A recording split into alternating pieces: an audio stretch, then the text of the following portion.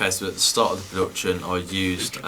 we layered three different visuals that we filmed over one another and added a low opacity of around 60% so you could see all three images simultaneously to show that there's a lot of action going on at the start of the production. Agent Dimitri, the time is now. I want her taken, and I want you to find out everything she knows. You have 2 hours. Goodbye. In our production as well, we added a flanger effect twice to our voiceover, and this idea was inspired by films such as Taken 2 and Die Hard, and the reason why we've done this was because it brings like a futuristic or a science fiction kind of effect to our convention, so we thought by adding this it's going to create that little bit of an effect to show what kind of film it is. It also shows like the representation of the character, which is why it's used in a lot of popular films, because this sort of spy talking in the shadows with a voiceover, not showing his real voice, really shows that he's a protagonist or someone setting the agent on a mission, which is why we used it. We added text and titles in a certain font. We used a font called Doc 11, which we basically researched what popular fonts are used in the titles of like popular action films, such as Hitman, Agent 47, which inspired us, which we found was Doc 11, which is quite a bold, futuristic font, which we used. We used that for the texts of like date, time, location, and we also added like a typewriter transition, so each letter appears one after another to show the location and only stays on the screen for around 3 to 4 seconds, because that's the sort of duration of what the larger action films have. Just after the opening sequence to our film, we decided to add a title, and in this title we had our production company and a little kind of opening title sequence kind of thing, and within this we had blood splattering all over the screen, and this effect was done in effect of showing danger or violence that's going to be in the film at a later time, and this was used by Quentin Tarantino in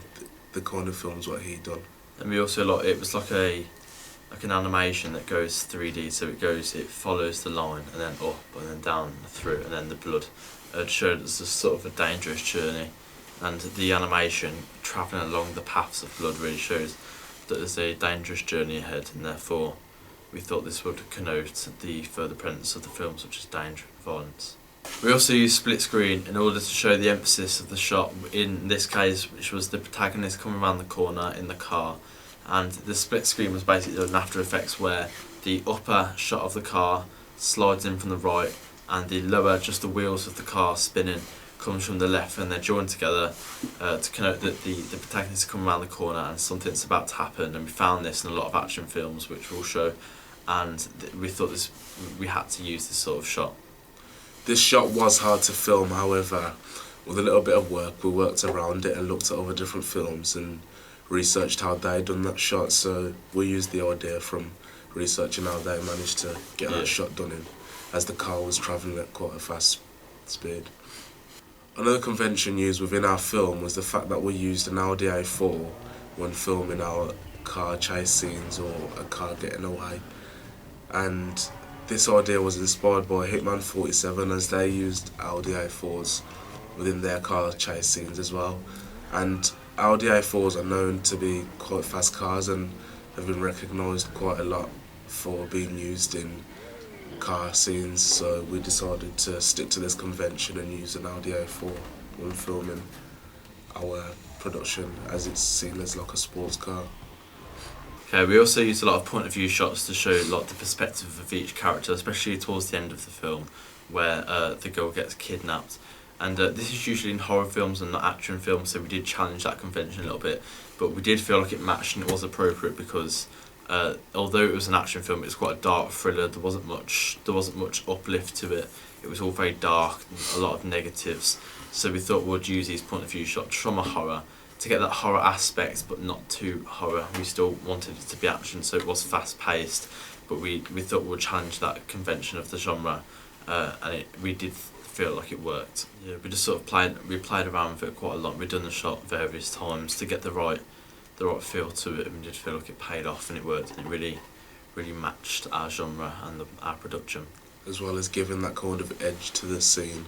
not knowing what's going to happen to the girl, it leaves the viewer a lot on the edge of their seat, which is the effect which we wanted to add. Because we've seen it in a lot of other action films, including the one that mainly inspired us, which is Agent Hitman 47. Another way in which our media product does use conventions is the boot shot that we use, where we place the camera in the boot using the perspective of the victim and the boot closing to show their journey of uncertainty, and then we also switched and cut to a perspective of the kidnapper who's shut in the boot to show their perspective. And we got this shot from Quentin Tarantino, who uses this shot in Pulp Fiction and Kill Bill for the same reasons that we done, and we thought it was quite effective to show that there's a journey of uncertainty that's about to begin, and therefore we thought we'd use this shot.